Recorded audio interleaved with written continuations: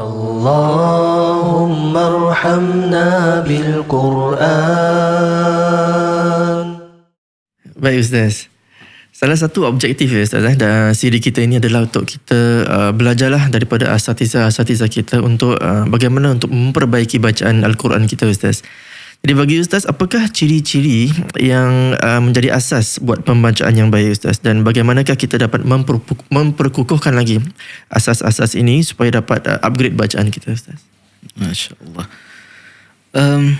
Baik, asas pembacaan yang baik sebenarnya adalah bila suatu bacaan tu dibaca, bacaan ayat suci Al-Quran tu dibaca dengan tajwid lah, dengan huruf-huruf sebutan yang jelas, kemudian dengan hukum tajwid lebih disesuaikan dengan suara yang bertenaga dan merdu. Itu asas pembacaan yang baik ya. Kemudian barulah datangnya kata orang tu, kita indahkan bacaan tersebut dengan alunan taranum. Jadi untuk kita sentiasa berada dalam kata orang tu sentiasa memperbaiki bacaan Al-Quran ni, kita perlu ada masa kita bersama dengan Al-Quran lah. Satu masa bersama diri kita sendiri, kita peruntukkan satu masa kita bersama dengan Al-Quran. Sebagai contoh, selepas subuh kita baca Al-Quran tu, untuk apa, kita baca secara bersendiri. Yalah, bila kita baca Al-Quran sendiri ni, kita seolah-olah berbual dengan Allah Subhanahu Wa Taala. Jadi kita pun lebih menghayatilah. Lagi satu masa kita peruntukkan dengan guru Al-Quran. Okay. Daripada situlah bila kita baca Al-Quran depan guru, kita dapat perhatikan mana kesilapan kita. So kadang bila kita dah terbiasa dengan bacaan yang sebagai contoh surah Al-Fatihah, kita baca dah jadi apa kata orang tu, lali lah kan, di lidah sentiasa. Jadi bila ada salah pun kita tak perasan. Tapi bila kita baca dengan guru Al-Quran, ada salah sikit ni bahagian sad sebagai contoh. Awak baca sin, tak boleh sin, sirata, kena tebal sikit, sirata. Kan nampak perbezaannya bila kita kan, walaupun sebab kita dah terbiasa ihdinas siratal mustaqim siratal ladzina, tak perasan kadang. Ataupun alaihim ghairi, dia punya mungkin mim dia tersebut alaihim ghairil maghdub, dia punya secara detail lah. Jadi guru ni akan lebih nampak dia punya detail bacaan kita tu sama ada betul-betul jelas sebutannya, terlebih tertambah baris, tertambah huruf dan sebagainya. Jadi perlu untuk kita sentiasa ada masa bersama dengan Al-Quran, supaya apa yang dipelajari dengan guru Al-Quran tu kita ingat balik, oh ni guru aku ada tegur kat sini. So kita sentiasa, kalau kita tak peruntukkan masa bersama diri kita ataupun dengan guru Al-Quran, mungkin bila kita sebagai contoh dah jadi mungkin dapat bacaan yang terbaik lah dalam kelas ke apa kan, tapi itu tidak garanti yang kita akan baik selamanya kan. Kena sentiasa perbaiki. Saya sendiri pun masih belajar lagi.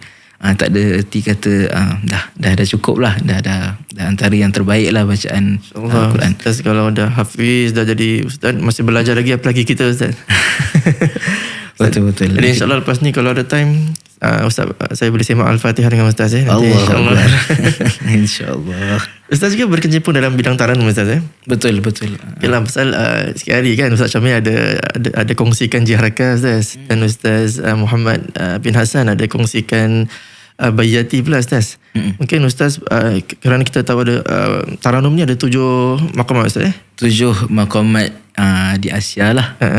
Negara Arab diorang kira sebagai 8 maqamat. Apa taranum? Lagu Kurdi. Kita yang 7 tu main kan. 7 main. Diorang ada 8 main, tambah Kurdi tu. Tapi kita kira Kurdi tu sebagai cabang daripada 7 lagu tadi. Salah satu daripada 7 tadi. Jadi mungkin Ustaz boleh showcase satu maqamat Ustaz. InsyaAllah. Mungkin taranum Nahawan lah. Boleh Ustaz. A'udzu billahi minasyaitonir rajim.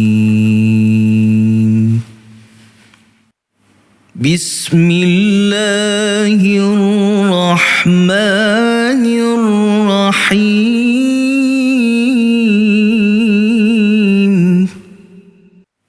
Al-qari'atu mal-qari'atu wa ma adraka mal-qari'ah. Yawma yakunun nasu kal-farashil mabthus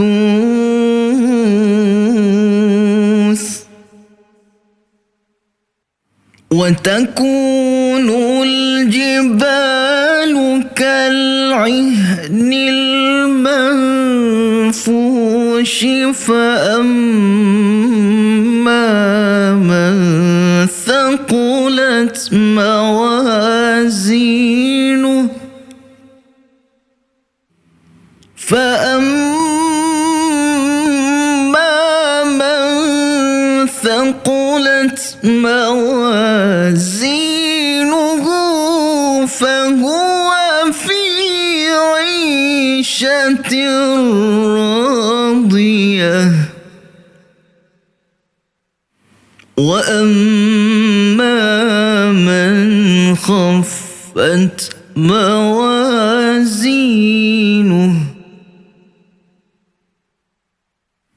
فأمه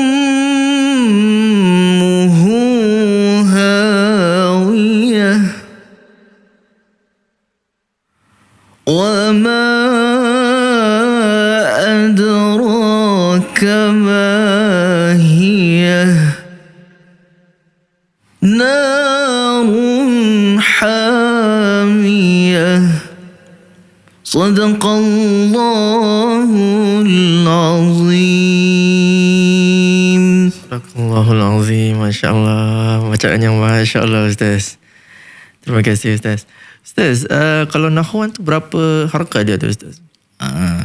Okay. Kebiasaan semua lagu dia boleh tambah-tambah. Boleh sampai 6 harakat, 7 harakat. Macam mana yang kita nak bawa lah. Tapi yang main tu ataupun paling sedikit adalah 4 harakat. Okey, Masya Allah. Jadi permulaan tadi, harakat yang pertama tu mulai daripada Al-Qari'ah ayat 1, 2, 3 lah. Okey, jadi dia macam slow dulu, warm up dulu kan? Betul. Start daripada pertengahan kata orang tu.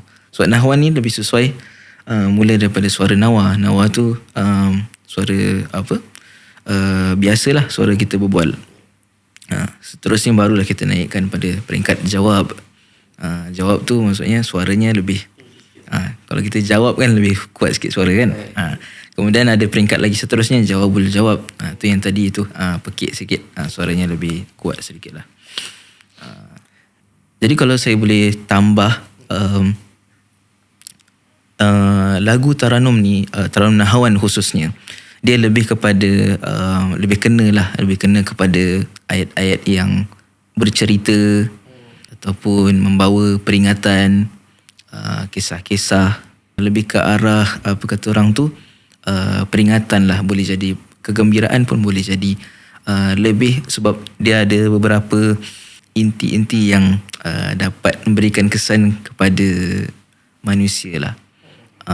Lebih khusus kesan maksudnya perasaan rindu, perasaan ceria, perasaan yang menarik perhatian. Sayu juga betul. Ada sayu sedikit pun ada. Jadi, tapi dia bukan ke arah macam kesedihan lah. Kesedihan. Kalau kesedihan di lain mungkin taranum soba. Okay. Contoh Al-Qari'atu mal-Qari'ah wa ma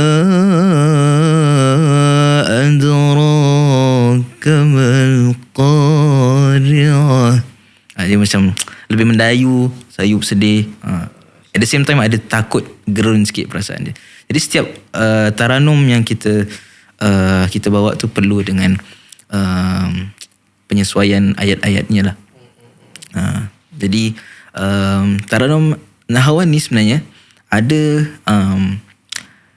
harkatnya dicampur dengan taranum lain. Oi. Macam mana tu Ustaz? Cuma ia dah jadi kebiasaan sehingga dah jadi ni template untuk bacaan nahwan. Dalamnya ada taranum ajam yang kita sebut sebagai ajam. Ada sedikit lembutlah ke arah jiharkah, lagu jiharkah. Satu daripada harkat tersebut. Jadi taranum nahwan ni boleh masuk lagu mana-mana lah sesuai sebab dia rapat. Dan dia juga sebenarnya lagu yang biasa didengar oleh orang-orang Asia. Biasa didengar dia? Biasa didengar.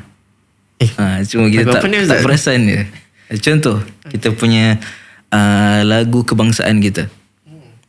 Mari kita rakyat Singapura sama-sama menuju. Ini sebuah lagu nahwan. Ya Ustaz? Ya, dan dia boleh juga masuk jiharkah, ajam dan sebagainya.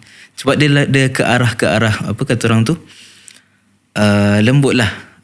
Dia kena dengan naluri orang-orang Asia, lembut kan, sopan santun dan sebagainya. Sebab tu banyak lagu-lagu yang kita dengar ke arah nahwan, ke arah jiharkah, ajam dan sebagainya. Maksudnya lagu-lagu yang katakan lagu pop lah Ustaz, lagu-lagu yang di radio kita dengar, mereka pun kadang-kadang ada kena mengena dengan lagu taranum Ustaz. Betul.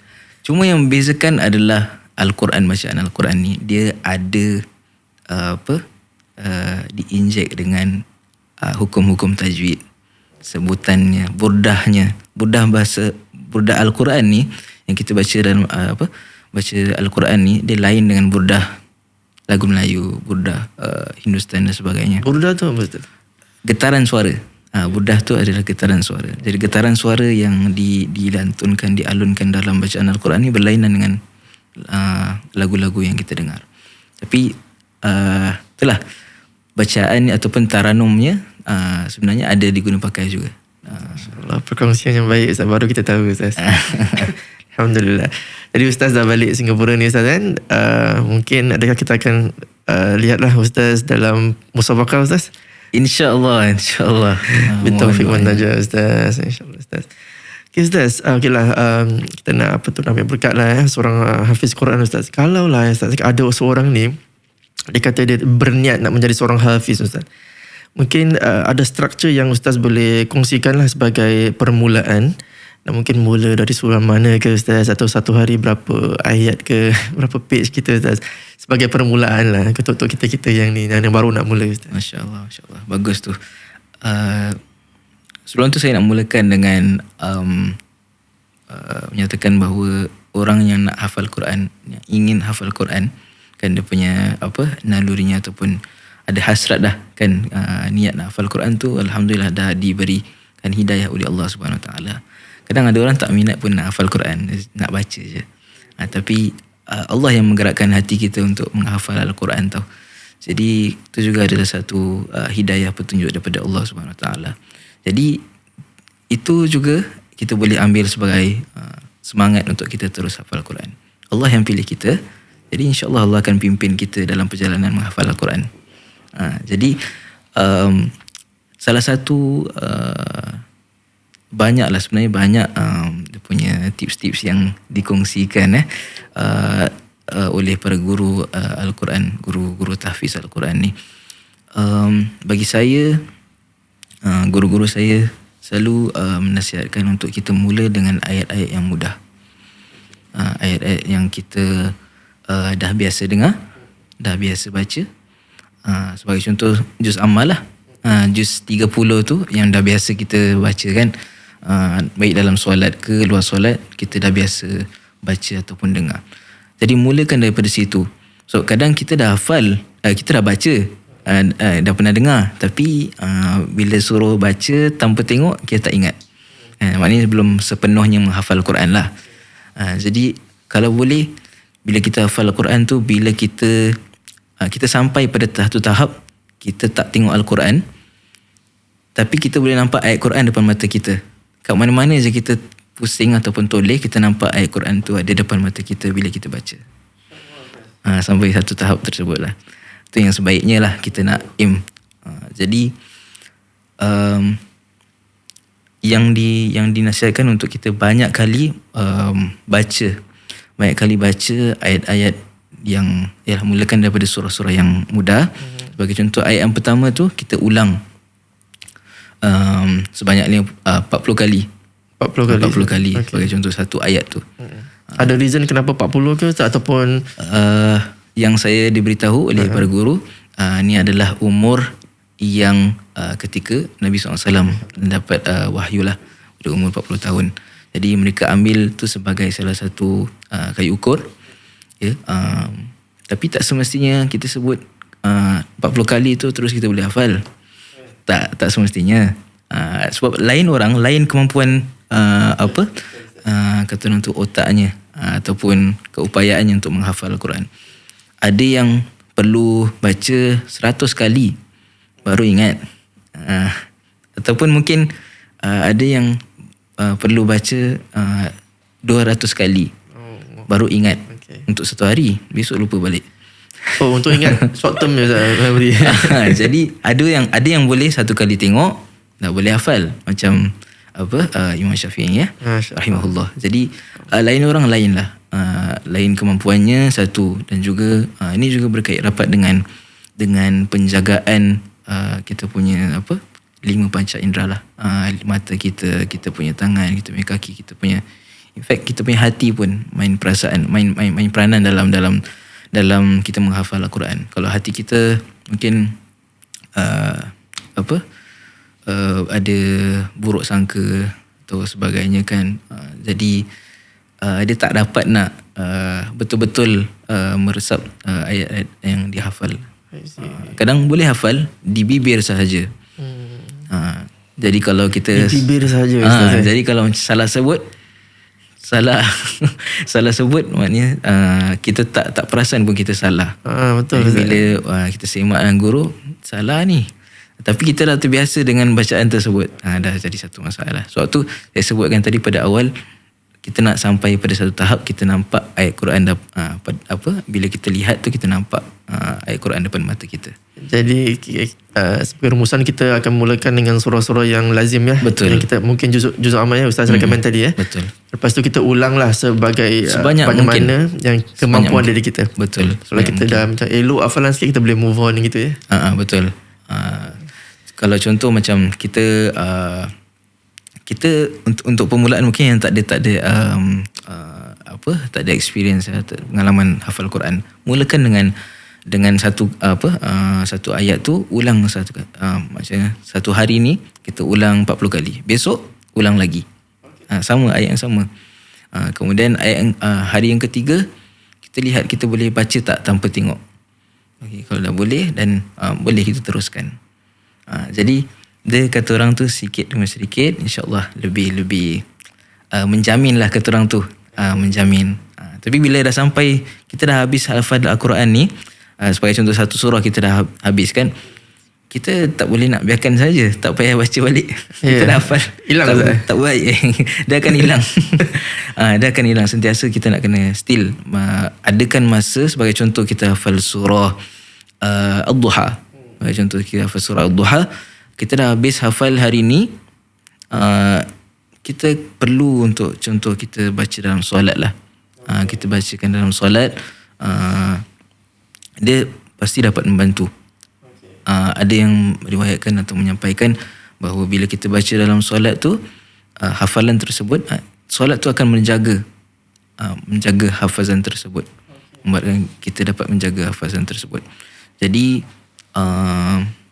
cuba apa yang tips yang saya sampaikan tadi, mudah-mudahan dia dapat berikan satu kata orang tu semangat untuk terus menghafal Al-Quran lah.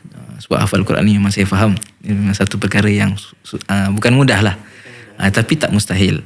So kita lihat memang banyak para hufaz di kalangan orang-orang yang daripada kanak-kanak pun ada kan, daripada orang-orang muda, kanak-kanak yang hafal daripada 3 tahun dah hafal Quran. Betul Ustaz, tak ada alasan untuk kita Ustaz. Betul. Kita mungkin banyak distraction lah. Betul. Kena more disiplin insyaAllah. Handphone. Betul Ustaz. Kalau di Malaysia, di Mesir, kita lihat guru-guru Al-Quran tak ada dengan handphone. Tapi mulutnya sentiasa berkumat kamit. Kita tahulah dia baca Quran. Tu sentiasa. InsyaAllah Ustaz. Alhamdulillah. اللهم ارحمنا بالقرآن